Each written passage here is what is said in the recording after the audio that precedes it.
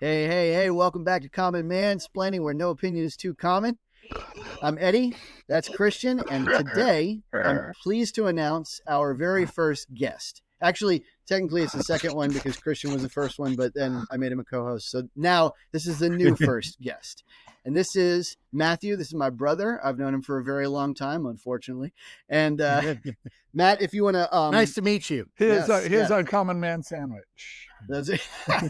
Pleased to have you on board. And if you want to tell the audience, a little bit about who you are, what you do, what your politics are like, and if you want to plug any kind of personal business or anything like that, you're welcome to.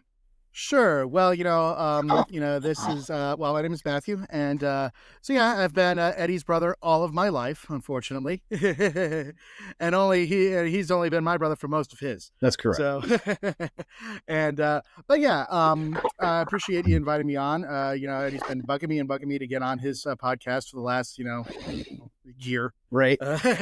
Even before he officially changed the title. And but it's good to finally be on here. And so about my own personal views, like my brother, we were raised in obviously we were raised in the same household, so we're raised in a pretty conservative family. I've gone through several changes throughout my life, though. When I was in college, I became fairly, I would say, much more libertarian in a lot of ways. I guess early on, like when I was starting developing, in high school, I was kind of, like a George Bush fan. Excuse me. And I have since more than learned my lesson. Actually, part of that was my development there was seeing kind of all of his mistakes. And then I started to kind of lean in a more libertarian direction, especially like in the Ron Paul variety of libertarianism, which is, definitely a more isolationist view, still socially conservative in a lot of ways, but definitely far more economically libertarian and just like the view of that, just basically the government, even though like I favor social conservatism, it was my view that the government should just not be involved in social activity at all, ever.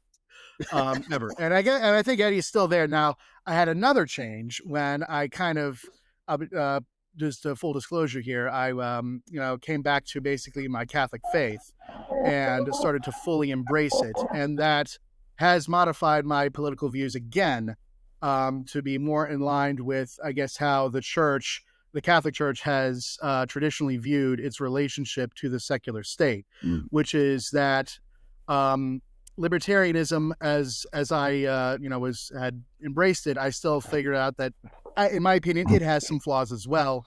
That no man is really an island unto themselves, and that the state does have a role in enforcing the common good, as determined by the natural law, which is something that man can recognize, and we don't have to pretend that God doesn't exist and that He didn't create the universe with an order that we all must adhere to. And this is common even across, religions. Everyone should be able to recognize this, no matter if you're Catholic or Protestant or even Jew, Muslim. Everyone should be able to, or even frankly, even an atheist should be able to recognize, some organizational structure to the universe. And, as to how that organizational structure got here is a question that they still really don't want to answer, but they ought to be able to recognize it. And the idea that the state should recognize it and act accordingly is something that I've incorporated into my views, and it's going to be relevant in our discussion. Okay, well then to just lay this out commonly for people and how you came down with it. You're probably familiar with the joke about a Republican, a Libertarian, and a Democrat position. So a man is out one late at night, drunk, and he gets mugged, stabbed. He stumbles around, collapses on the steps of the public library, and bleeds out. Ooh. So at public library, yeah, there we go. So the conservative says we need more crime, more police to stop crimes, muggings, violent crime in our streets. We should treat this way. The Democrat says we need more social programs so that the poor don't feel like they have to lash out and rob. And the Libertarian says we shouldn't have public libraries. Yeah, why is there a public library? There it Yeah, is. yeah. Right.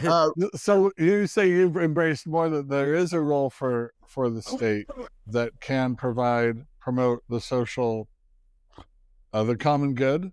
So you're not a hardcore libertarian. You feel like Not anymore. you can engage more. The joke about that is Democrats and Republicans, at least are debating the proper role of the government, and libertarians are just having their own conversation.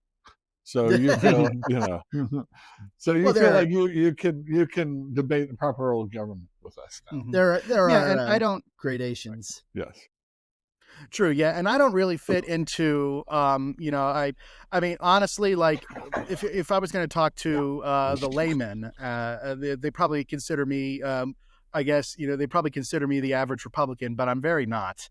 I have views that are very different from the GOP mainstream, even as it was both constituted the old GOP, with the neocon stuff, and the current Trump GOP. I have very significant disagreements with how Trumpism is kind of been changing everything. You've been changing everything. Now I think it's still probably better than it was. But I'm still definitely not, I don't fit fully into the current GOP. Definitely don't fit into the Democratic Party. And I'm figuring out that I don't really fit into the libertarian position either.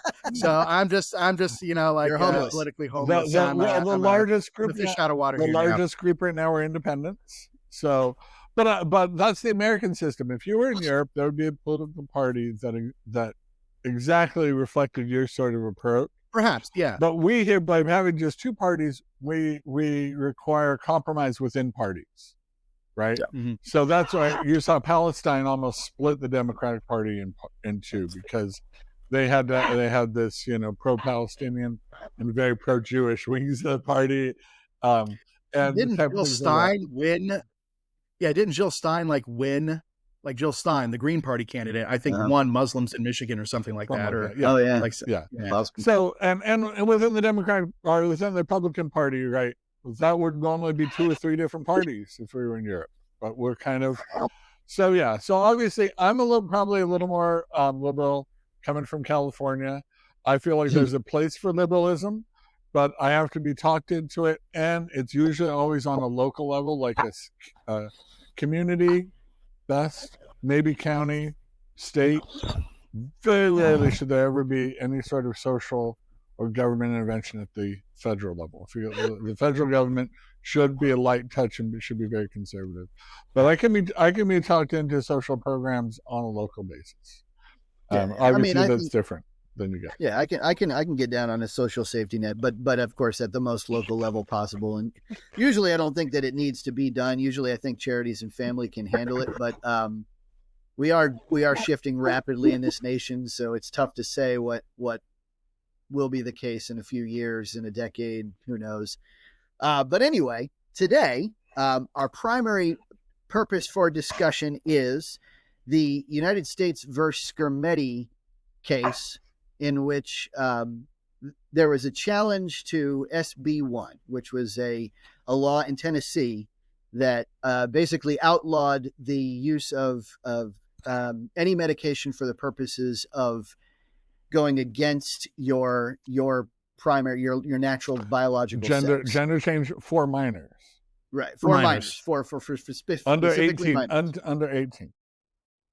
And so this is a pretty intense topic. One thing I wanted to get out of the way in advance is to say that as we discuss this, there may be some pretty heavy hitting items, high tension items, like, for example, suicide or depression or drug use or things like that may come up.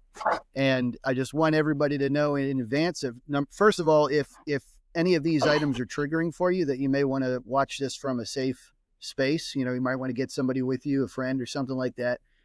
Or maybe just skip this video and move on to the next one. We got a lot of other great videos.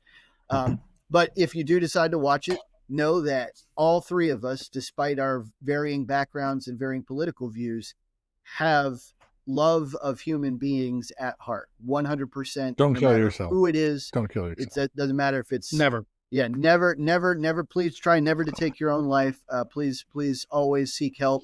and I'll even link a help location below so people can use it if necessary.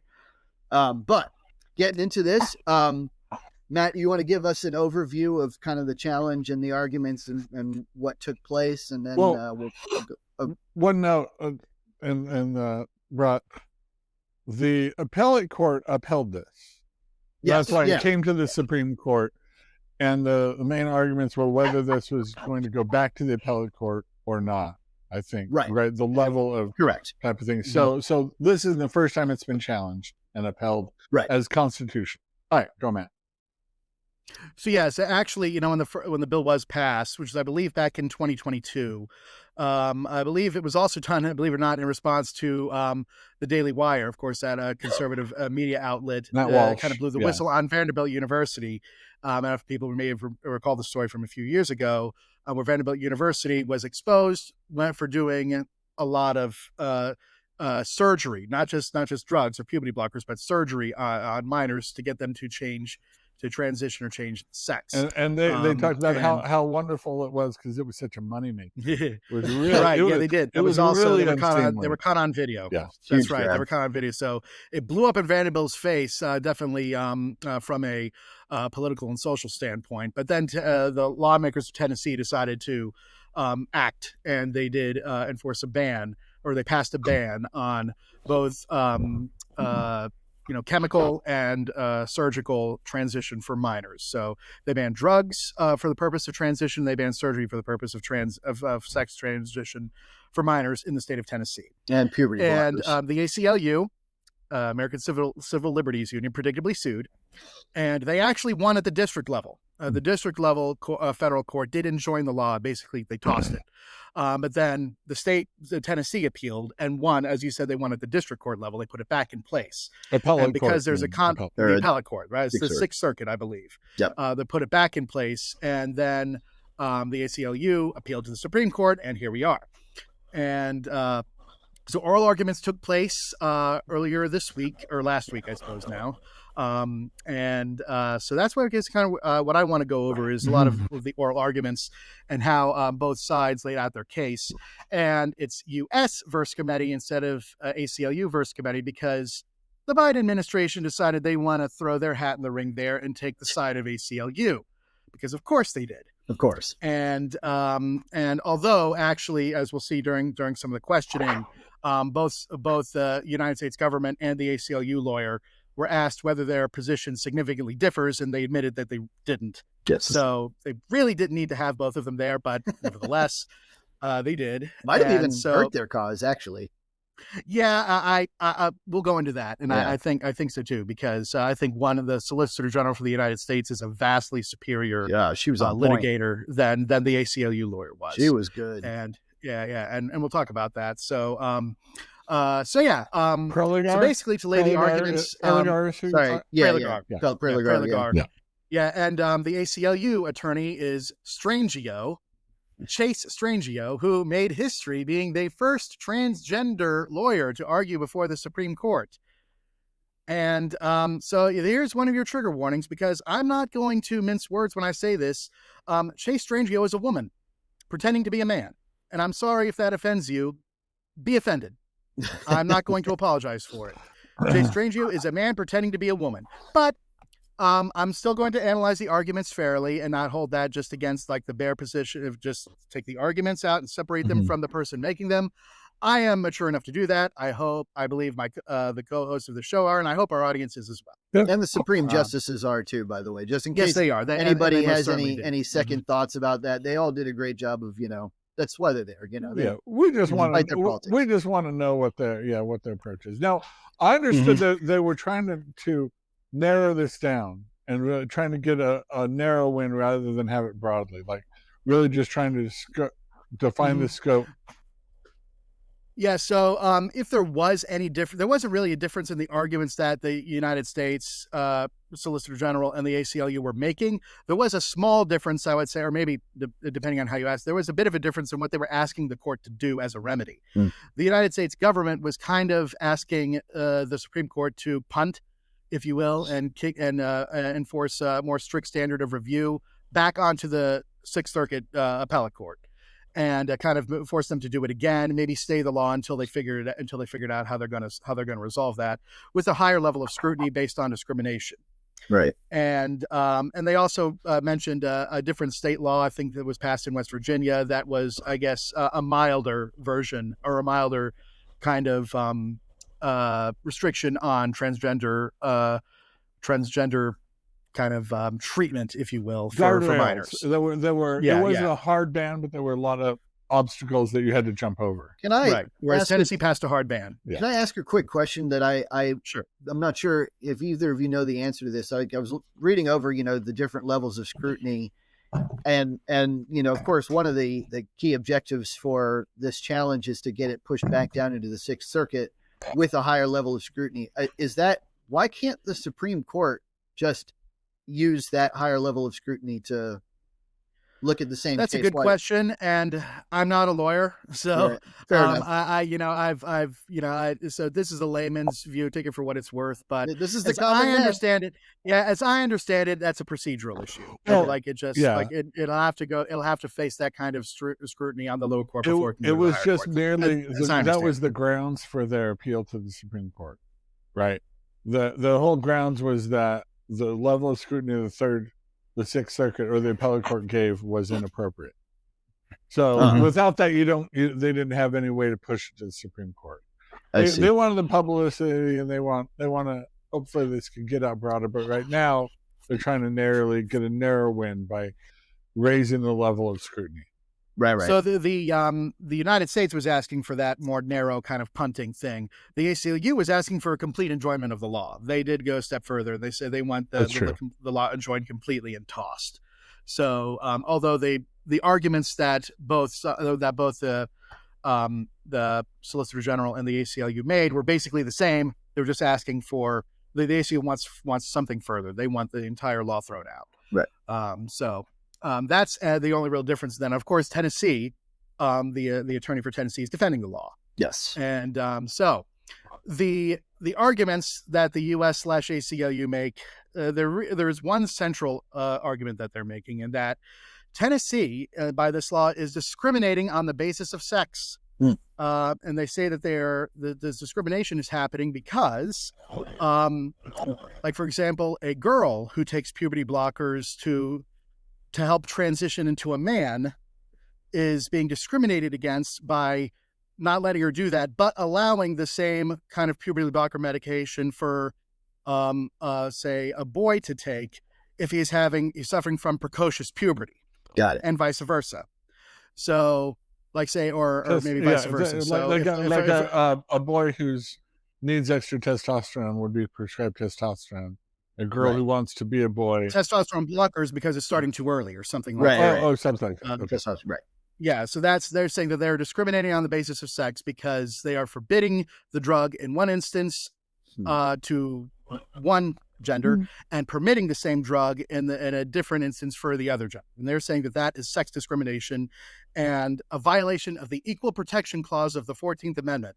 And just for everyone, just for your historical note, the 14th Amendment was passed in the Civil War era, where I'm sure they had this on their mind. Well, and I'll definitely post a link of the 14th Amendment below too, so that you can look over, and a copy of SB1 so that you can look over the wording of that for those of you who are really analytical and want to get into the minutia of it. But yeah, it's an interesting argument, right? Like this, obviously they do appeal to sex in SB1, but I note it's only as a matter of describing the purpose of the medication, right? Like they don't use sex as a defining characteristic of any other aspect of the letter of the law, except to say that within the scope of purpose, this is the purpose that they would use it for, is to be inconsistent with their sex. That's the only time it's alluded to. And in a sense, that was basically what the Tennessee attorney, that was his reply to this argument, is that it is not discrimination on the basis of sex. It is, if you will, discrimination on the basis of medical purpose. And it is not saying that you can take puberty blockers to transition if you're a girl, but you can't if you're a boy. It's saying that whether you're a boy or a girl, you cannot take puberty blockers or have surgery to transition. Right. And so using the same drug for a different purpose is not the same thing. It is a fundamentally different act, even though it's using the same drug. That is the Tennessee lawyer's case. And I think it's a pretty good one. I definitely, it seems most logical to me. I only think you could really say that there is sex discrimination, like specifically discrimination taking place, if you were permitting puberty blockers and transgender surgery for one gender, but forbidding it for another. Then you'd have then you'd actually have a logical case. But that's not what the Tennessee bill does. And so if we want to, we can kind of start to get into the transcripts here and take a look at some of these highlights that I've selected. Yeah. Eddie, if you want to include a link, of course it's public, you can look at the transcript. So I'm not going to read the whole thing because it's 2.5. And honestly, we kind of did just summarize the entire 2.5 hours of work. All done, guys. Jeff. All done. It took about 5 minutes. But three lawyers took. Okay. I was going to say they took 2.5 hours to discuss what the three common man basically took 5 minutes to. Yeah, right. All day. Yeah, we got it all set. Yeah. This is why it's better to be common. It seems like obviously the liberal judges were very sympathetic to the ACLU's arguments. And they did. Obviously. It did feel like the conservative judges were highly skeptical of it, with Gorsuch not saying anything. And so Alito being the most skeptical or vocal about the now the 14th Amendment is the big one that the left is going to try to fight their things on. Ruth Bader Ginsburg always felt like the arguments for abortion rights nationally should have been more based on the 14th Amendment and not just some made-up right to privacy that was just fabricated, right? And so since we're all strict constitutionalists now, right, the court just does that, they're looking to try to find a basis for rights like abortion rights, like transgender, whatever type of thing they want. Right. In the 14th Amendment, this is the thing they think is sort of vaguely worded enough that they can just pile whatever they want in there. So that's why. That's why Alito. We should all be very skeptical of 14th Amendment arguments. But this is at least better than just creating. Well, we should have a right to privacy, just like that. And now it emanates from the penumbra. So because this is what Madison intended, Yeah. If you look really hard. Okay, so give us something. That having been said, now I guess we're going to go into some of the specifics. But can you briefly, Matt? Can you steel man their argument? Could you give a kind of a strongest case version of the challenge? No. Well, let me try. Let me try. Yeah, well, I'll take a stab at it first. Sure. I think I kind of already when it. Basically, their case is that it is discrimination to forbid the use of a drug or surgery. So if we're talking about a boy, you're saying he can't use a drug, puberty blockers, or surgery to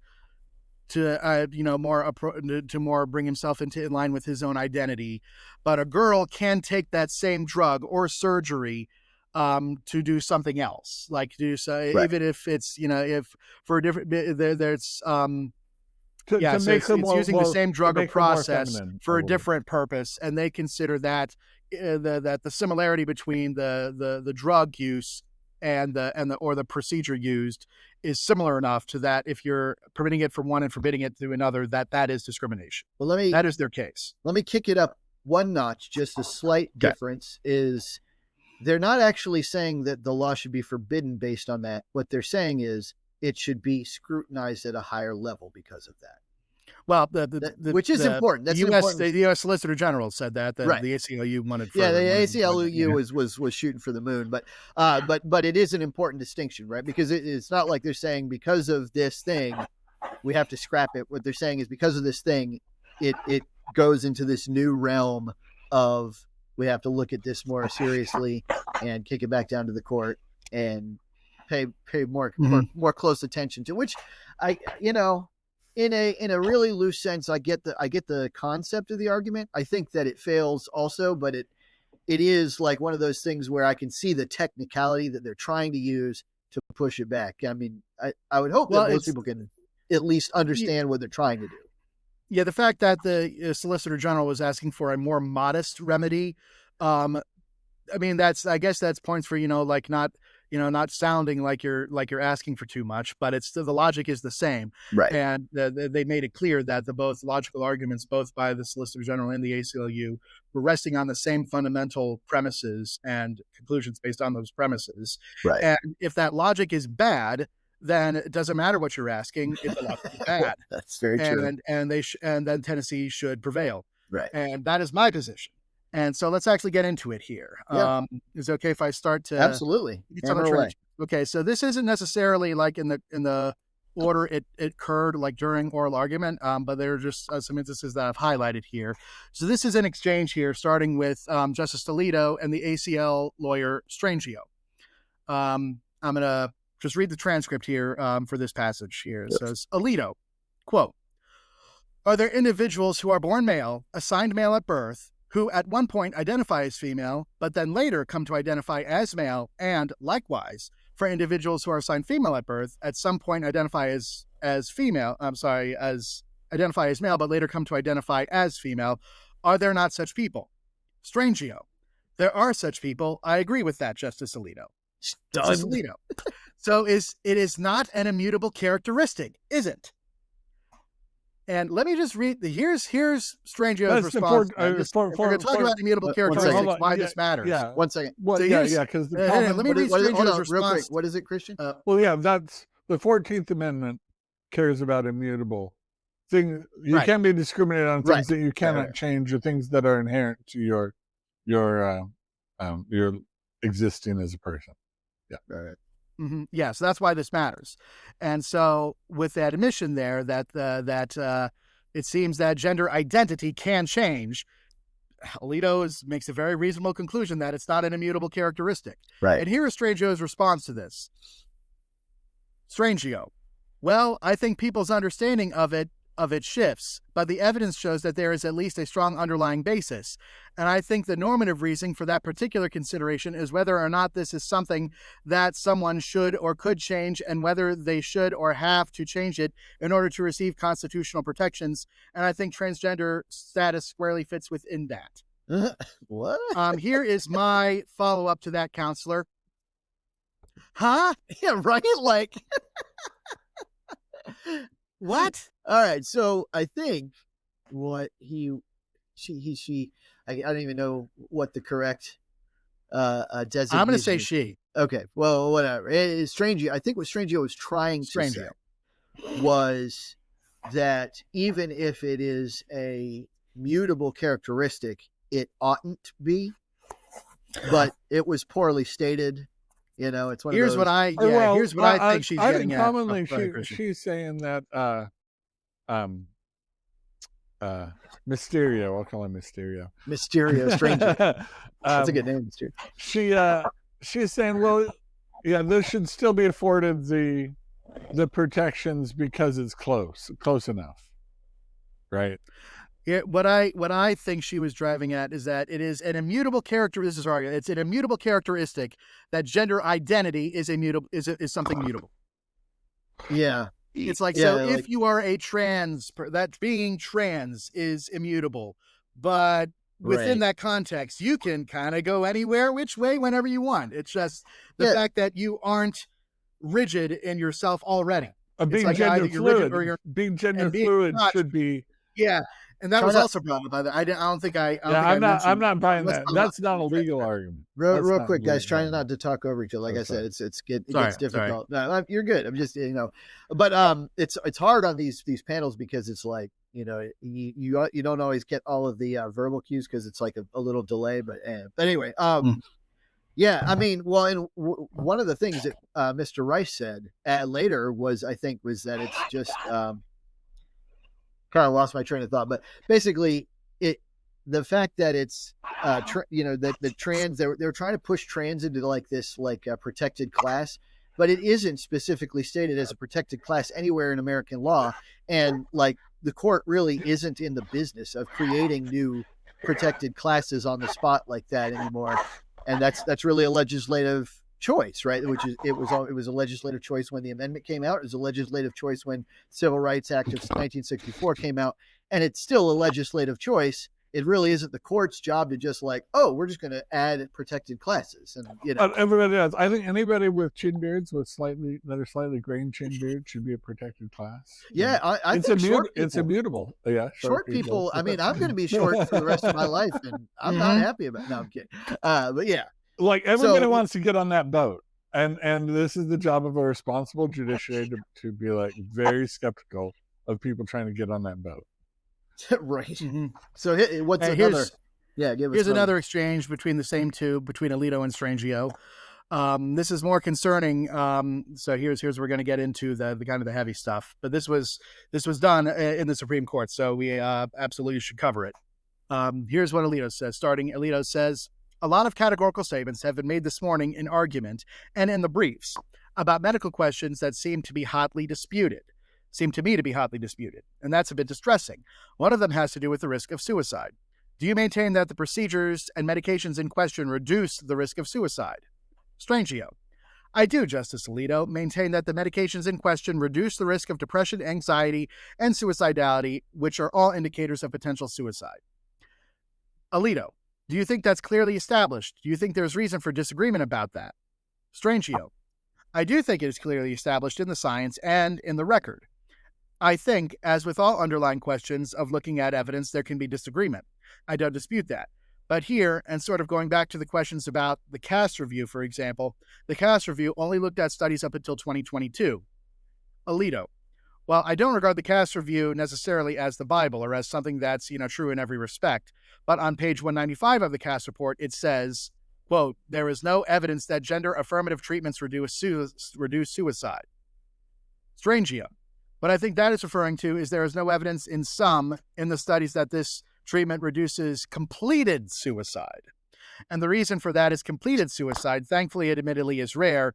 And we're talking about a very small population of individuals with studies that don't necessarily have completed suicides within them. However, there are multiple studies, long-term longitudinal studies, that do show there is a reduction in suicidality, which I think is a positive outcome to this treatment. So that is the exchange there that I wanted to highlight. So I just have to say, and this is, both sides produced studies, and both sides, tried to show science that kind of verified their position, their overall position. But one of this I think raises a larger problem that I've noticed in today's society, and that is the way that science is being influenced by political jargon rather than the other way around. Like, it should be that our politics are informed by science. But what I see more often happening is that the science is informed by the politics. And so then they generate this critical mass of like one scientific viewpoint, even when there's reliable and reasonable debate and argument against. Like, for example, in this situation, as I dig into the studies, and I'll post some in the links below for you guys to take a look at, the studies that indicate a reduction in suicidality almost categorically are like survey style studies. They're almost always like sending people a questionnaire 5 years after their transition saying, how do you feel? Are you still smoking? Are you still doing drugs and stuff like that? Have you committed any crimes? Do you feel better? Do you feel like, committing suicide? And thankfully, those answers are very positive. But when the other studies are done from the other side that produce objective data points, they show revealed preference rather than stated preference, and people are actually, unfortunately, still killing themselves. I mean, unfortunately, like I get that at the same rate. Yeah, at the same rate. I get that they're saying, on the one side, they're saying they feel better, but if it ends up producing the same depression revealed and the same unfortunate suicidal deaths in actuality, then I'm not sure that we can rely on the stated preference if the revealed preference shows alternative. Let me introduce a non-legal commentary in this section. My interaction with trans people maybe are a little more common in growing up in California than maybe out here in the South. Right, you guys. But yeah, they're deeply unhappy people, unhappy and unhappy as minors. But a lot of people, I mean, finding depressed minors is like shooting fish in barrel. Yeah, right. Adolescence.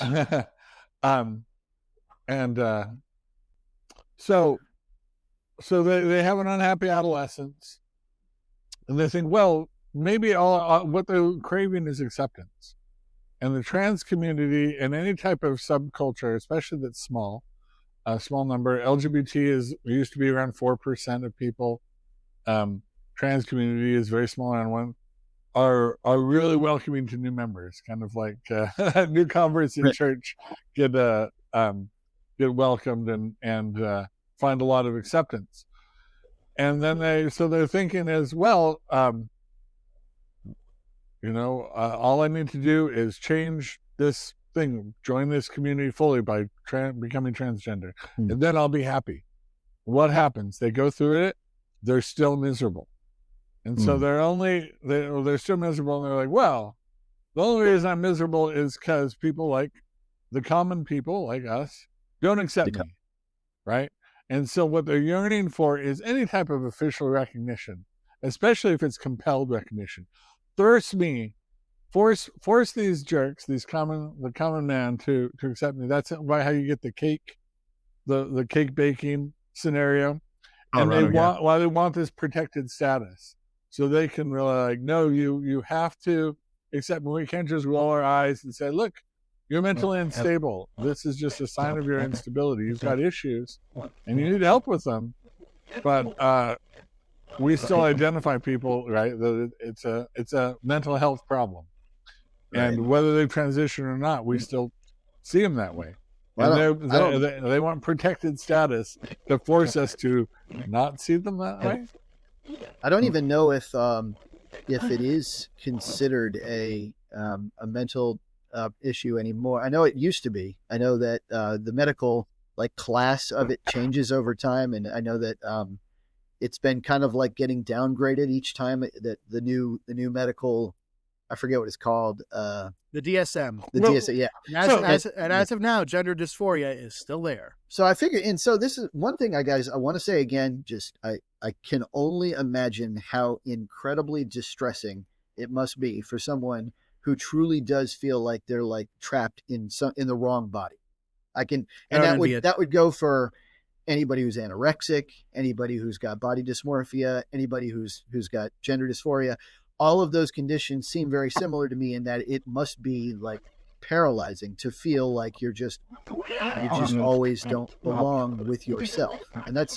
And I want to tell you though that, even outside of specific conditions like that, feeling not at peace with yourself is a feeling that everybody has at some point in time in their life. So you're not alone. I've felt it. Even though I don't have it all the time, it's not like a medical condition with me necessarily. I just want you to know that we're all in the same boat ultimately in that regard. But I can only imagine how painful it could be, and I can also understand the complications that arise between wanting to get some medical assistance for it, but then you also want to be accepted, and in the process of wanting to be accepted, you want to act like this is really more an elective thing, and that's a conflict. There's a lot of conflicts going on, and I just want to tell you that I understand. Now, that having been said, ultimately your position in society, your position with yourself is a negotiated thing socially. Yes. And it's something that, you can negotiate that with yourself without any problem. Yeah. But when it comes time to negotiate that with the rest of society, they're not under any requirement to bow to anyone's if I go today and I tell my brother Matt here, hey, my new name is Sexy as Hell, I doubt very seriously that Matt is actually going to call me Sexy as Hell. Hey Matt, please call me Your Holiness. Those are my pronouns. I would like to be called Your Eminence from now on. Your worshipful. It's just I just can't negotiate that because of the reality of me not actually being sexy. Or so. Right? And here's the big thing. And this is why. Well, I'm glad you're finally realizing that. This is the big thing. A long time. And why the Tennessee law needs to be upheld, why I support it, is because minors especially don't understand the stakes and are highly more likely than not to make decisions based on the short term that long-term damage their lives and need to be protected from that. It's why the state takes an interest to deny them the freedom to do destructive things like smoke, get tattoos, other things like that. And here's, if I may get on a soapbox here for a little bit here, that's specifically where is kind of not just draws my, attention as, an analytical mind that sees the bad logic in this kind of argument, but it also, like I was saying earlier, the social order established by God that we all ought to be able to recognize, and how it is being flouted here. And if it was just by, I have much more sympathy for the minors, so like for children involved who are, as Eddie stated, who are going through something that I don't envy at all. I would not wish on my worst enemy. But my ire particularly is for the parents and the doctors who indulge it and profit from it as even the genesis of this entire case of the law. It's low. And it is despicable in my humble opinion. And that is why I fully endorse what Tennessee is trying to do, and want to see, frankly, I want to see not just the practice forbidden, but I would like to see actually criminal penalties enforced on specifically on the doctor, on anyone who would call themselves a doctor and mutilate children in this way. Yeah. And frankly, on parents who abuse their children in this way. And as even one maybe semi-famous commenter has called it, that the parents are even engaging in Munchausen's by proxy here. Yeah. And attempting to say, look at my trans child, give me all the adulation and glory now, and look how accepting I am, and seeing how great I am by mutilating my own children. Yeah. It is beyond despicable. And they want acceptance. They not only want to signal their virtue, but they want that acceptance. When we tell them, frankly, what you have said, that no, not only do we not accept you, but we despise you. We hold you in contempt. And then, so they're looking at this well, if the SCOTUS can give us protected class, then we'll be happy. And they won't be. And because we still, as common man, we'll see them, they're emperors who are not wearing clothes. They're still, at the end of the day, a person dressing up as, pretending to be something, a sex that they're not. Yeah, the fact. I just want to reiterate, I have far more sympathy for that person going through this and who's being essentially lied to and taken advantage of. Right. And it's the people who are lying and taking advantage of them where my ire lies. Yeah, the fact that this has become a multi-billion dollar industry, and it's got a hugely growing demographic. Like even over the last couple of years, which to me, you have to acknowledge that, there was nothing wrong with coming out as trans 7 years ago, but they're doing it now. Last year and this year, it's almost tripled. And so there has to be something new, some social element that is producing this modification. Yeah. So we talked about studies. So the trans movement doesn't really want to get on studies on this because transsexuality is something that has been studied for a long time, actually. There's a lot of really good stuff on it. And because transsexuality is fairly rare, and it was usually men they would go through years of counseling and psychotherapy to try to find some other thing. And then if they couldn't do it, usually in their 40s or later, then they would transition to becoming women, right? So it was almost unheard of in women, right? Until recently. Right. Like the studies, now it was just something vastly flipped. And the researchers showed that the vast majority of men who wanted to present as women, like transvestites or cross-dressers, drag queens kind of thing, would do it for a purpose of sexual arousal. Yeah. Very well documented. Very, very well documented in papers and research for years and years and years and years. And they want to bury that stuff. They don't want to, but now, right, with the social contagion, with the promotion of it and the acceptance of it, and it's, how can I be a part of this LGBT community this is the social contagion, and minors are specifically vulnerable to it and need special protections from it. If you want to, you're a 40-year-old man and you've been through psychotherapy for years and years and years, you want to make a horrible decision, hey, this is a free country, I can't stop you. But if we're talking about a reasonable role of the government is to help protect, have an interest in helping young children that don't understand and aren't fully accountable yet, and just delay that until they're older enough before they make any life-altering permanent decisions. Now, let me play devil's advocate, if it's all right with you guys. One of the issues with this situation, obviously, I am still kind of, as Matt mentioned, I'm still kind of a libertarian at heart. And I believe that there is even if you believe in God, and even if you are a Christian ethicist, I think ultimately to have the choice of behaving correctly, you do have to kind of open up the door to allow all sorts of behavior, even if it wouldn't be socially acceptable. So even if it adds antisocial behavior to the mix, because I think that's part of choosing to do well, right? It's like, if I feel like if you're literally forced rigidly across the board to always not sin, then you never really get the choice to sin. I mean, Christian and I had a conversation about this the other day, right? Like, you really have to have the alternative available. Now, as a personal rights guy, if my goal, let's suppose I'm a trans person, let's say I want to really transition, right? But I'm young. I know that if I go through puberty and I get to 18, 19 and then try to transition, it's basically too late to look like a woman entirely.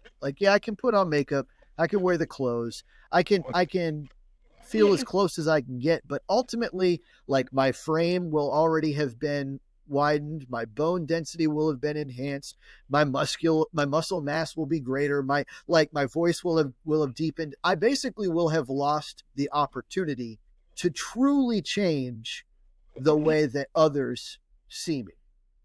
So from a devil's advocate point of view, you're not doing this for other people, you're doing this for yourself, right?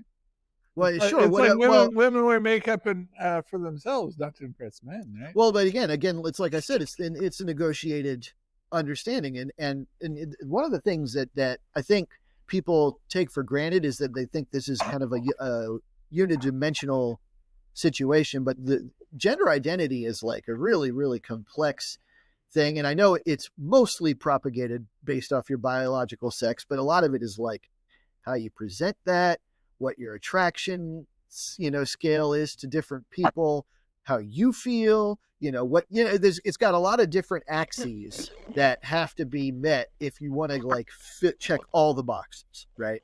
And so one of them is negotiating your persona with others, your gender roles with others, and you fundamentally lose the opportunity to do that if you don't get somebody prepubescent.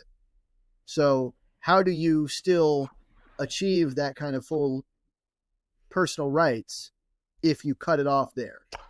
If I can respond a little bit to that, I would actually say that the very thing you're articulating actually counts more against the idea. Okay. Because as you put it, puberty is going to naturally affect you in ways that apparently are counter to your identity and whatnot. But that is proof positive by nature that this is not, that your own identity is what's the problem. That your own perception of yourself is what's in conflict with reality and with what has been with the natural order. And so, you see, that's another thing that was that is brought up in a lot of these conversations, and I think was even brought up here, is that denying puberty blockers to trans youth is forcing them to go through an unwanted puberty.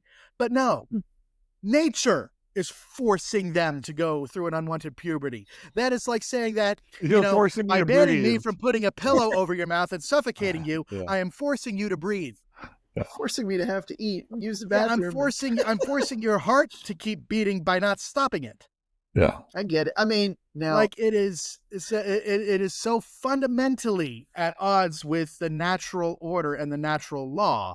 Yeah. That Right. It's the Jurassic Park argument. These doctors have seen that they have the ability to manipulate puberty and cut and manipulate the body, and they're too obsessed with how they can do it and their new techniques. They don't stop to question whether they should. Now, and just like then, they've patented, they've packaged it, they slap it on a plastic lunchbox, and they're going to sell it. Yeah, but life finds a way. Life finds a way. Yes. Nice job, Goldblum. That's good. Thank you. But that generally the men, right, in the past that would actually transition and go through this, usually in middle age or in their 40s, after years of meeting with psychiatrists, were so convinced, like, that it didn't matter, like, that they were going to be an ugly woman like Caitlyn Jenner, right?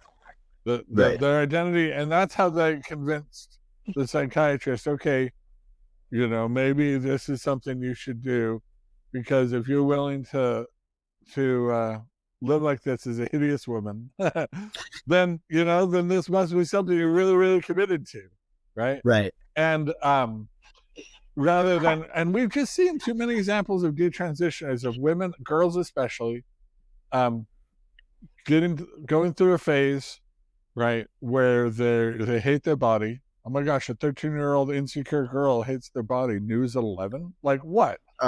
And I'm going to die and not surprised. Okay, like those of us who've been through that, who've had teenage children, who've been teenagers themselves, know, like, calm down. Everybody has the freshman year of high school is terrible for everyone. Or 8th grade is awful. Let's just chill. Maybe you're a late bloomer or whatever. And then sure enough, later on they realize, oh yeah, this is okay. My first wife was a tomboy, and she really wanted more than anything to be able to pee standing up, right? If a doctor would be like, oh, because her brothers could pee standing up. When they'd go out and play, her brothers could pee standing up, and she couldn't. And she was, now somebody would be like, well, that must mean you really want male genitalia. Let's start snipping. Obviously, that's not what she wanted. She went through a brief tomboy phase. That's much more common. And it's just like, look, we've been through this. We have some experience. Let's just use a little common sense. Gives people some time. And then if they're really dedicated to this as adults, and psychiatrists are trying to tell them, look, you don't have to do this, but if they insist on it, let them happen. But the rate will be much less, and you'll have much fewer people regretting it and wanting to kill themselves. Speaking of rates, sure. Speaking of rates, I think one other thing that bears, that in this conversation in general is that, of course, Christian, as you mentioned, in the past several decades ago, this was almost an entirely male phenomena, a male wanting to become a female, and that would occur much later. Now that, as I understand it, the numbers have been drastically altered, and that especially with the quote unquote trans youth, that is an enormous amount of young girls going through puberty, which is, let's be fair, I think female puberty is a much more change in the body than is happening than in the body of a young boy. Yeah, if it's done right. I mean, just on a natural level. Yeah, like I don't want to be a woman. I don't again, do not envy them. But I think that is because, like, the awkwardness for young girls going through puberty is going to be substantially higher than for boys. The social thing here that if you feel any kind of discontent with your body at all, then you must be trans. Yeah, and that has hit young girls like a ton of bricks. Right, and that's why even you got it's not even entered into the lingo as rapid onset gender dysphoria. I know if any of y'all have heard that term before. Oh, yeah. Well, that's but we wouldn't need the government if the medical practitioners were just responsible. Right. You only need those laws because they're preying upon them because they see an opportunity for profit. Mm-hmm. Let's give people what they want, even if it's a horrible idea, because we profit off. There's a bigger issue here at play that has pervaded not only the scientific market but especially the medical market, and that is, you mentioned natural law, natural order, but the truth is that's exactly what medicine is the encouragement of the natural order, right?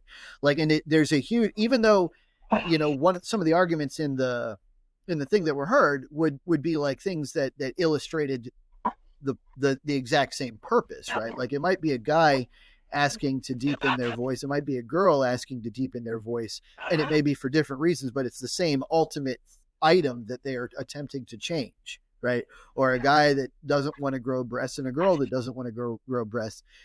But the truth is that just by the very nature of the fact that one is in line with the natural order and one is opposed to the natural order is in fact the difference between what makes medicine and what makes malpractice. Like couldn't have said it better. Couldn't have said it better. And that, as we'll go on in the transcripts here, that is fundamentally what is being argued here. That is fundamentally what is being argued, and it was what is fundamentally being either intentionally denied or just so badly missed by the leftist Supreme Court justices. And let's get into that here now, because it is truly on the one hand, it's like if you're not gonna, it's like either laugh or cry, and kind of how, quite frankly, I'm going to go there. The DEI Supreme Court justices that are getting let's just hear what they say. I think that the weakness of the arguments are self-evident. Yeah, here it is. So this is a fairly long exchange. It starts with a question from, I'm going to start with the Tennessee attorney Rice. He's given part. This is part of his opening statement. He fields one question from Thomas and then gets interrupted by Justice Sotomayor, and then into that exchange. So here we go. So here's Attorney Rice. Well, the challengers tried to make the law seem sex-based this morning by using terms like masculinizing and feminizing, but their arguments conflate fundamentally different treatments. Just as using morphine to manage pain differs from using it to assist suicide, using hormones and puberty blockers to address a physical condition is far different from using it to address psychological distress associated with one's body. Justice Thomas then asks, both the SG, Solicitor General, and the petitioner have suggested that a better approach would be the approach of West Virginia. What is your reaction to that? Mr. Rice, Your Honor, my friend's arguments with respect to the alternative approaches is pure policymaking. As Justice Kavanaugh recognized throughout his questioning, they cannot stand up here and say that if these alternatives were imposed, there would be no detransitioners. So they cannot eliminate the risk of detransitioners. So it becomes a pure exercise of weighing benefits versus risk. And the question of how many minors have to have their bodies irreparably harmed for unproven benefits is one that is best left for the legislator. Justice Sotomayor, I'm sorry, counselor. Every medical treatment has a risk, even taking aspirin. There's always going to be a percentage of the population under any medical treatment that's going to suffer a harm. So the question is, my mind, is not do policymakers decide whether one person's life is more valuable than the millions of others who get relief from this treatment? I'm going to stop right there. So this woman makes this crap up off the top. It's not the first time she's done this. She makes this crap up off the top of her head all the time, and when she has arguments. Aspirin? Aspirin. Aspirin. Taking an aspirin is the same thing. Like, so if you take aspirin is different because it actually comes from a tree. It's a natural thing. Well, most of our medicines, all these medicines come from petroleum-based medicines too. So aspirin's really different. Anyway, all that aside, are you kidding me? Taking an aspirin for like an analgesic to treat a headache. That's the same kind of thing that you're regulating against versus taking puberty blockers and surgery to mutilate your body. What are you smoking, Justice Sotomayor? Unfortunately, you can't say that when you're arguing in the Supreme Court, but and she cut him off. Like, that's what bothered me. Like, she literally didn't let the guy talk. She cut him off like 7 times or something like that. Like, he kept on trying to answer, and he'd be like, so if I can answer that, and then he starts his sentence, and then she's like, and like cut him off again, and then he's like, okay, so I've got 2 points. Can I get, and he starts talking, he gets the first point out, and then she cut him off again. I'm like, why even ask a question if you're not going to?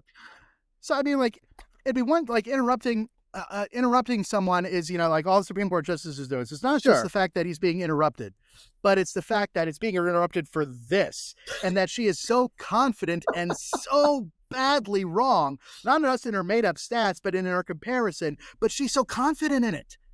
Like, Sotomayor is so supremely... See, that's what I don't know if I've told you either of you this before, but it's becoming a more mantra to me the more and more I talk to people like the more I've interacted with people like Sotomayor. It's a combination of ignorance and arrogance, and it is very dangerous. Well, it's the definition of a slippery slope. So if I say, hey, if I don't take this medication, I might become suicidal, it's crocodile, or just massive amounts of cocaine or something like that.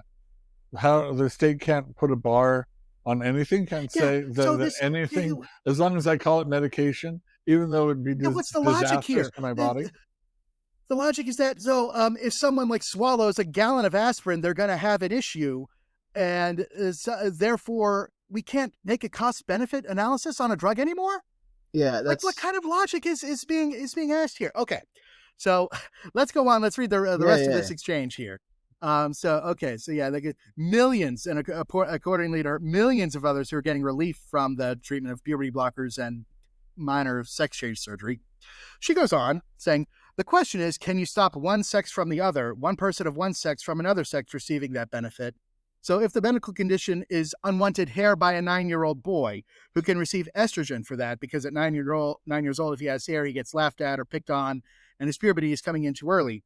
But a girl who has unwanted hair or has unwanted breasts, or a boy at that age can get the drug, but the other can't, that's sex-based difference. It's not the medical condition is the same, but you're saying one sex is getting it and the other is not. Mr. Rice, we do not agree that the medical condition is the same. Me neither. We do not think that giving puberty blockers to a 6-year-old that has started precocious puberty is the same medical treatment as giving it to a minor who wants to transition. Those are not the same medical treatment. By the way, I don't know what it's like today because I haven't been in school for a long time. But when I was in school, the people who got to puberty first were revered. They were loved by all. As a matter of fact, like if you were a girl and you started showing before anybody else, you were like every guy in the world started, going after you. Found themselves very attractive. Same thing for a guy. Guys that like got their beards first, they were like the leaders. People all the Hispanics. I grew up with about half of my schools were all Hispanic. All got puberty sooner, so they were better at sports. Their muscular stuff came in, and they'd have the Mexistache kind of thing, way before that kind of stuff that would come in, and it would have. So that was just sort of a foregone thing that we weren't going to experience that until later, But I have heard from. Yeah, I have heard from some women who have experienced that they don't like really all that much attention. Some of them. That's fine. I mean, but either way, if your puberty is like, say, it's really like 6 years old. I think we can say 6 years old. That's not normal. Yeah, that's not normal. That's fair. That's fair. And, that's not normal. Women. So, I think in general, women don't particularly like a lot of attention unless you happen to be a really, really attractive or rich man anyway. Like that's just like a thing that women deal with their entire life. But I mean, gosh, I would love to be the guy that everyone's, just all of a sudden attracted to because, oh no, I mean, like that'd be like a dream come true. I mean, I don't know, but that's right. One of the I think reasonable people could say though that 6 years old is too early for puberty. Puberty is not supposed to start that soon. Yeah.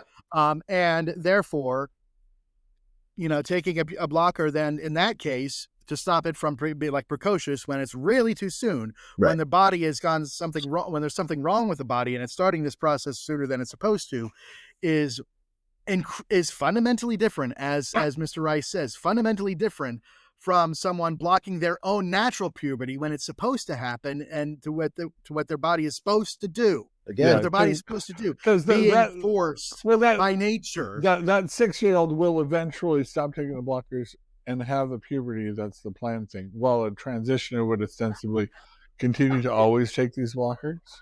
Yeah, right. Until after puberty, I guess. Well, yeah, like again, it's medicine for the purposes of encouraging nature, or medicine that prohibits. To finish up this exchange here, so after Mr. Rice says, that these are not the same medical treatment, Sotomayor continues saying, What you are saying, Sotomayor, what you are saying is you're still depending on sex to identify who can get it and who can't. Mr. Rice, I don't think so, Your Honor. If a boy goes to a doctor and says, I want puberty blockers to transition, the answer will be no. If a girl goes up to the doctor and says, I want puberty blockers to transition, the answer will be no. Justice Sotomayor, if a sex-neutral looking child walks into a doctor and says, I don't want to grow breasts, doesn't the doctor have to know whether it's a girl or a boy before they prescribe the drug? Mr. Rice, I don't think so, Your Honor. Sotomayor, I've got to tell you, I've made that mistake on children often. I look at one of them and think it's a boy, and I'm corrected, and it's a girl, and vice versa. I hope you're not going to tell me you haven't made that mistake. Mr. Rice, well, I may have made that mistake, Your Honor, but I don't think that's an example of where the sex-based line is being drawn. Justice Jackson then chimes in, asking, why not?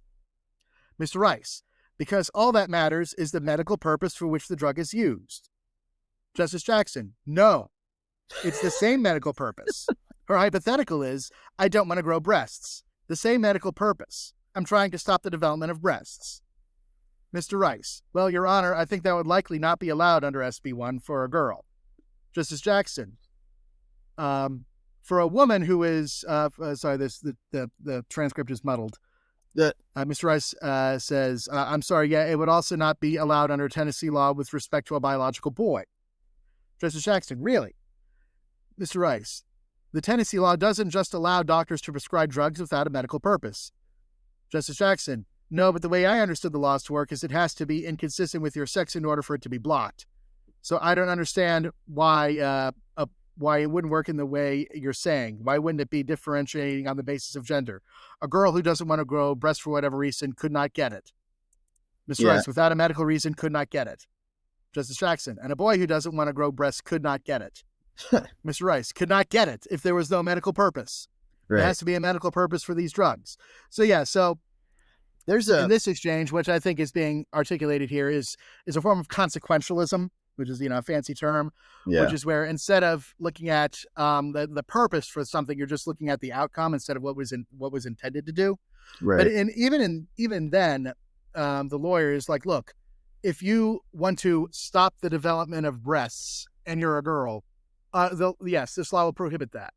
And also, if you're a boy and you want to take drugs to stop the development of breasts, you can't do that either. To be fair, it was by a different law. Because your body is not going to develop breasts. To be fair, it was by a different law, though. It was, and that was what they were trying to drive at, but they did a poor job of it. But they kept on trying to say, if it was a guy, basically the law does treat a man and a girl and a boy differently for the purposes of taking a single drug, but not for the purpose, but the purpose shifts. And that's the big thing, right? Like what they keep ignoring is that despite the fact that it treats a boy and girl differently for taking a drug, and despite the fact that their desire might be equivalent and the outcome might even be equivalent, the purpose fundamentally changes because of it being in line with nature and being out of line with nature. And likewise, because boys and girls react differently to different drugs. And there's a bunch of other reasons too why that purpose fundamentally changes. But now that having been said, I do see the technicality. So I'm wondering if there isn't just a better way that they could have stated this law, like a better wording, or maybe not. Maybe this is as good as they could do. Well, I'll get into it here because there's actually an exchange between Kagan and Rice, where this was actually brought up, and it references an earlier exchange between Alito and Prelogar too, which we'll also get to. Okay, try not to go through these long, giant. Yeah, I'll see if I can. They can read the transcript for themselves at some point, but get to the meat of it. So, I'll see if I can sum up this. Kagan is basically, again, trying to make the same point that Sotomayor and Jackson are making, of course, which is that it's still based on sex, and that's despite the 5 or 6 times that Rice has said no, it's not. It's in that it really became an exercise of just table pounding. It's nuh-uh. And honestly, when you're at that point, I get the Supreme Court, then there's really nothing else left to say. Right. But there was a point in that where Mr. Rice points out here he was responding to Kagan. He says, the only way my friends can point to a sex-based line is to conflate the use of puberty blockers to address precocious puberty with the use of puberty blockers to transition. Right. Those are fundamentally different treatments. He said for like the 7th time now. He says they have different effects on the body. They're used for different purposes. And he says, I think my friend's response to Alito's hypothetical regarding puberty blockers is devastating because that law draws no different lines than the law that's drawn in SB1. It just doesn't use the words inconsistent with sex. And that's referencing an earlier exchange between Alito and Proligar, where Alito asked Proligar if we pass a law just saying you can't use puberty blockers or surgeries to transition. That's it. Right. Like say if you just left it at that. And maybe that's what you're saying. Maybe they like saying inconsistent with sex. Maybe I guess you said left Tennessee slightly vulnerable to this line of attack. But Alito said if you just left it at that and then asked Proligar, would that be acceptable to you then? And Proligar basically said, well, then you'd have to do the standard, like is it discriminating on the basis of actual prohibiting one sex from doing something and permitting the other sex to do it. Right.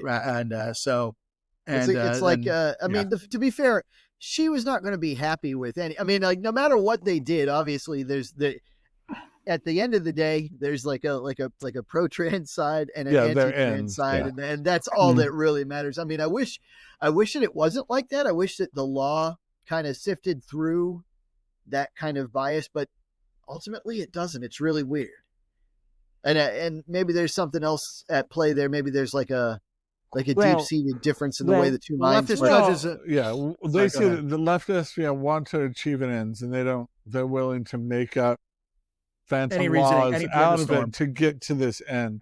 I think the conservative, the textualist based ones want to see like, no, this has to be constitutionally sound. I don't know. I think that the right does the same thing. I think it would be unfair to categorize only the left justices there as being like they're more hoping to achieve an end. Now that having been said, like I think there's a predisposition for a conservative to attempt to conserve, for example, the Constitution, right? Like that's part of built into their bias is probably maybe more in line. That the Constitution is a limiting principle, and that liberal judges don't want to be limited by the Constitution. They want to just or want if they think if they think this is a noble end, they should be able to just do that regardless of whatever legal basis they're more apt to try to like find the loophole to escape instead of like realizing that like the Second Amendment is a good we don't want to get into that today, but like that's a great example where like pretty much everybody knows what the Second Amendment means, but then the liberals are kind of like, oh, but if we read it this way, we can just kind of fly out of it and do this thing, and it's really about militias, and it's like, oh, come on. And so that's why what you've seen is in each case of Jackson, Kagan, and Sotomayor, they're all just repeating themselves. They're repeating the same. Really, it's a talking point. You're repeating yourself. You're repeating yourself. And that's what's happening, and it's forcing the Tennessee attorney to repeat himself as well, just saying that you're treating it's the same treatment. He's like, no, it's not. Even it's like, but it is though. It is like, but it's not though. Even the when they asked the Solicitor General, they were like, this is basically the same purpose, right? And she's like, well, I believe so, but even if you thought it was a different like even the Solicitor General had to specifically address the fact that there are ways of seeing them as two different purposes fundamentally, and she like tried to defend even that. I got to give it to her. She was very, very good at polishing a turd. She's a better lawyer that either Sotomayor, Kagan, or Jackson. Yeah, she was like, probably rather have her up there than either one of those three. Yeah, I just have to like give her props. She was just an exception. Like she's a very talented lawyer. Her delivery was flawless every single time. She like her timing, her answers were like great, like perfectly elocuted every single time. It was like, man, how are they going to beat this? But then that being said, Alito still cornered her on that one exchange. Mutability. And when he said, look, if they just left out and they said that they're just banning puberty blockers or sex change surgeries for minors, you don't have anything to say. And she's like, basically, right. To say.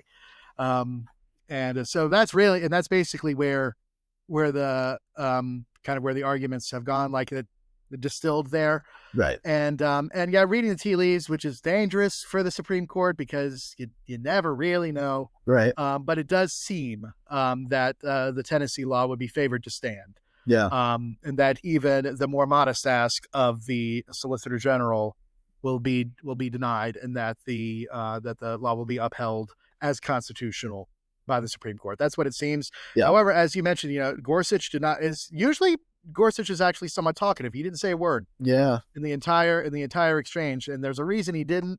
Briefly, we can kind of go over. There was a decision a couple of years ago where Gorsuch sided with the liberals, and on a similar, not exact same, but on a similar kind of social case, where he the case is called Bostock, and that's where he basically ruled that trans identity and stuff is included in the Civil Rights Act. Yeah. For employment, that prohibited discrimination against them for employment purposes. For employment purposes, if somebody wants to dress, if I want to come and wear a dress to this, you can't fire me from Common Mansplaining. I mean, I fundamentally disagree with them being treated as part of the Civil Rights Act. That having been said, like once again, I feel every single person on earth should be afforded the respect and dignity of a human being, period.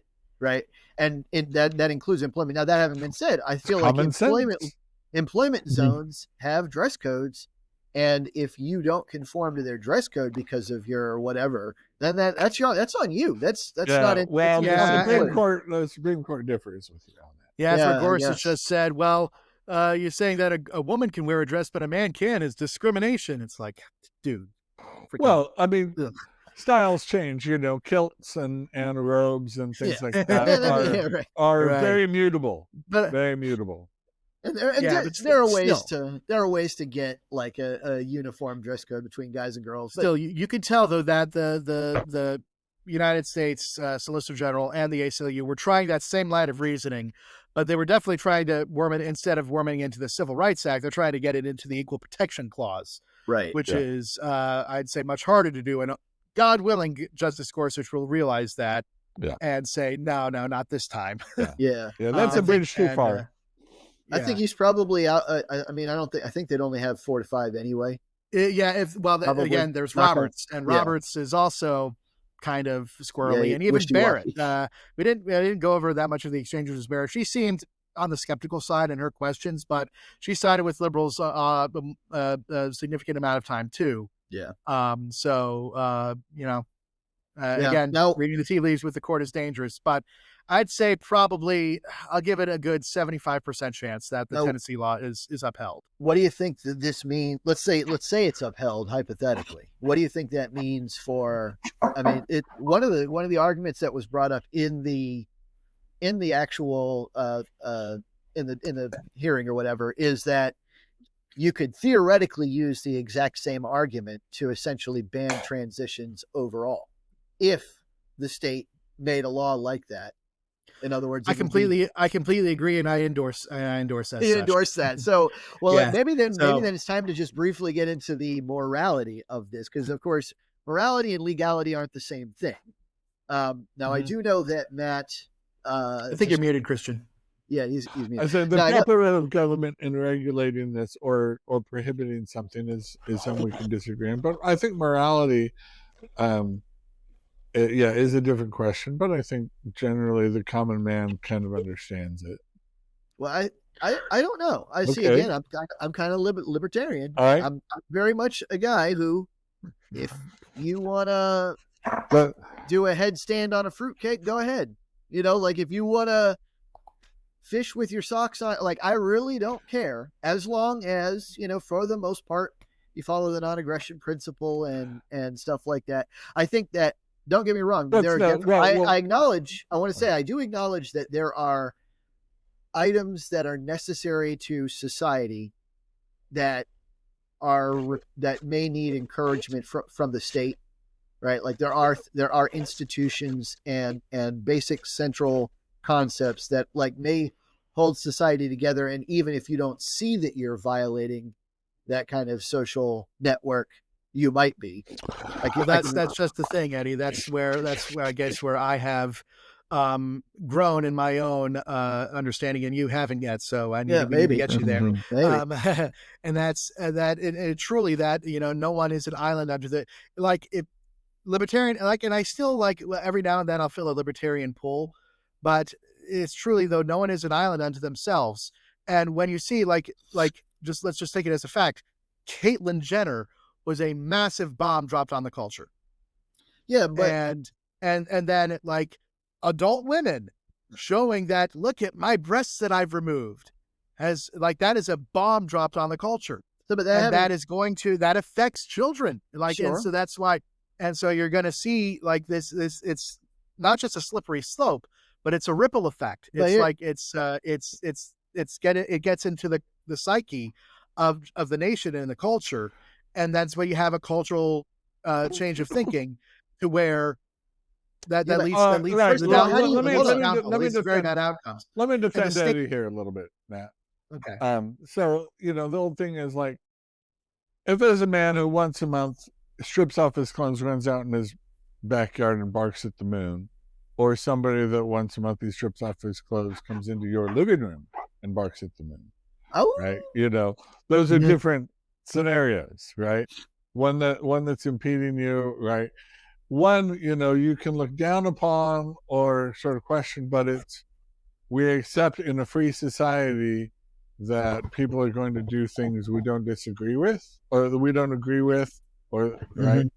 And we have to allow for that because of our value for the individual ability of self-determination, right? And privacy. So here's my response to that, and I get it, and that's where the state I'm not saying that this is a necessarily easy job, and I may not have all the answers myself, but where the state can actually have a role here, and in my ideal world, is it has to do a risk-benefit analysis on a lot of these things, and specifically on how much public exposure there is.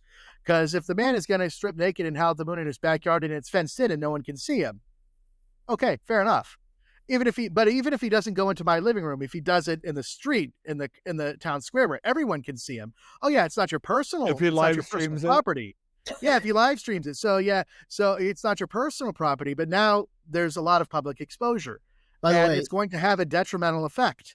By the way, then the state, public acts versus private acts. Okay, Eddie. Yeah, well, by the way, I was going to say next week we're going to have a guy who's going to be naked and barking at the moon on. So tune in for that. Yeah, tune in for that. Yeah. That'll change your mind. That'll get you. You might start doing it once a month yourself. All right. Here's the thing, though. I don't know that some of this behavior can be stopped. The only way to stop it is okay, let's take something prostitution. Okay, how do you stop that unless you literally have cops bursting down doors, violating the Fourth Amendment, putting cameras in people's bedroom? How are you going to stop that? You're muted again. You want to diminish that activity, right? I mean, there's when it becomes when antisocial activity becomes so much, then that's when the government, right? This is the time when people start have the disagreements about when the government should intervene, right? It's sort of like if everybody could start a power plant, have coal-fired power plants, well, we'd have, it would be like 19th century London everywhere. And so what they say is that's too many. We're going to allow a monopoly. We're only going to allow a certain amount of these because if we have too many of this activity, it's bad for society. So the same thing. It's all right, we're going to allow a certain amount of antisocial things, but when too many people start doing it, then the government steps in and needs to try to too many people are smoking. We need to decrease that activity. Well, we know nobody's going to fully give up smoking, but if less people do it, it's better and more manageable. You didn't really answer my question at all. How are you going to stop prostitution? Well, I said you don't stop it, but you decrease the... How do you decrease it? Tell me tell me what steps the state can take without violating personal rights that you can decrease prostitution. In that specific case, as far as I know, it's already illegal and it's already people do get charged for it. That's what I'm saying. It's already illegal. People, but I tell you what, people get charged for it very, very rarely. And it happens all the time. So this depends on the discretion, prosecutorial discretion, right? Because, right, sure, our resources are finite, and so prosecutors have to decide what they're going to spend money on, which crimes. And so in some areas, so that the fact that they kind of look a blind eye towards it is because they're deciding that they don't have the money to prosecute it fully. Hold on. And because it just doesn't matter much. Well, right? that's the thing. They can decide in their community, and that district attorney can decide. My next door neighbor could be a prostitute. I would have no clue, because obviously because I don't float around in those circles, but I don't look for it online or anything like that. But I would just never know, and it wouldn't matter to anybody ever. And likewise, I mean, I get that, trans people are going to be walking around in the street, and it's not like you won't see it, but it's like, who cares? Like, I don't care. Well, see, this is where, I mean, there is a fundamental issue here. I mean, prostitution, although definitely as a Catholic man, I think is wrong, but there's a further step here when we're talking about the trans stuff, and that's prostitution, while evil, is still, it's a carnal act, but it's still in accordance with nature's. If we're talking about just like, a man hiring a hooker, that's still natural sexual intercourse. Removing your healthy organs because you're messed up in the head, that is an act against nature. Frankly, that's the word for it. So I mean, one is bad, the other is worse. But I am with Ed that for consenting adults, you are going to have to allow them to make bad decisions.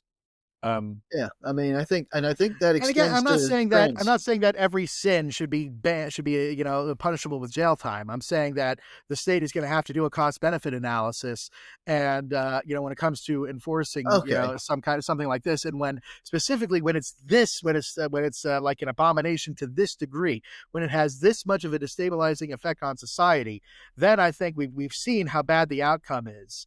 And so, there may be some enforcement challenges, but I think, that we're going to have to just, roll up our sleeves and figure it out, because, and again, I don't necessarily have all the answers, but we've seen how devastating the outcome is when it's had on society and when it's done to children and adults.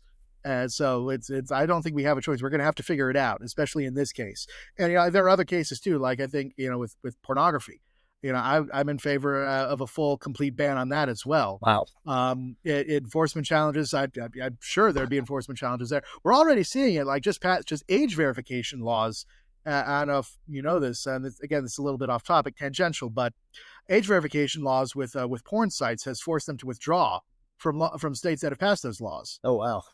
Or they've chosen to withdraw. That's pretty rough. States that have passed age verification laws. So, I mean, that's not even a ban. That's condemning. And so that's definitely something that I'm glad to see. And, I've got, that's, my own, development and how I see the world and how I see politics in relation to morality, is that here's the thing, here's the mantra, which kind of destroyed my libertarianism. And I'm going to repeat it here for both of you. Error has no rights. And you both made it's not to say that we don't have free will. I'd have to agree. Having free will. So having free will. Here's why. The government cannot enforce. Here's why. Because if everybody be correct. If if you force everybody to be correct, then no one is choosing to worship God. No one is choosing to be faithful. No one is choosing to actually not do sin. No one is choosing to give to charity. They're forced to do everything correctly. This is the Holy Roman Empire. Yeah, when that's not faith. When they could just declare, hey, everybody has to be Catholic or you go to jail. They use full That's not righteous. That's not righteousness. That's not what Christ wants. People who come under Christ, they have to choose it. And they have to choose it against the choice. I'm with that. Of all the sin, of all the depravity of the world. And I think you're misunderstanding me a little bit, though. When I say error has no rights, I mean you have no positive right to sin. That's what I mean. It doesn't mean that the state should forbid sin. It doesn't mean I think you do. I think you do. I think that. Here's the thing. Now, keep in mind. Now, I just want to preface this by guys saying that Matthew is basically a proponent of a different form of government than what America has. Yeah, he's kind of more like I'll admit it. He's kind of like a Voltairean, the best government. No, not Voltaire. He wants well, Voltaire is credited with saying that the best government is a benevolent tyranny. which No, is that's, essentially that's Aristotle. That's Aristotle. well, okay, but Aristotle is a benevolent dictator. Yeah. So he Okay. changed it. But basically, you're asking for the next level. You're asking for a benevolent tyranny, which is like no one can ever do wrong. They must do right. No, Yeah, we it's just stand that you don't against have that. a positive right to do wrong. That's what I mean. Mm. Yeah, It doesn't then, mean then, that the then state nobody will then always nobody would have any property rights. No one would have any liberty. Why? It would The just property be, is natural, though. yeah, but liberty involves a lot of sin. Yeah. A lot of it. No. Freedom of religion. The more has sin to be you do, the less freedom free from you are. it too. Yeah. Yeah. Well, how do you? Yeah, you wouldn't have freedom of religion. This is getting off to. This is definitely a different topic. Yeah, that we yeah, should do. definitely. different for another video. day. Different video for that. Yeah. But anyway, well, that's our spicy take for today, guys. I want to hear your comments. Plenty of controversy on this one. Yeah. Yeah, definitely put some comments in the thing. Check out SB1 from Tennessee. Check out the arguments, and then let us know what you think. And we'll catch you next time, guys. Matt, thanks so much for being on. Yeah, Matt. Thank you for having me. Definitely have you again. You are suitably common. Thank you. As long as you promise to affirm my liberty and then everything. All right, guys. Catch you next time on Common Mansplaining.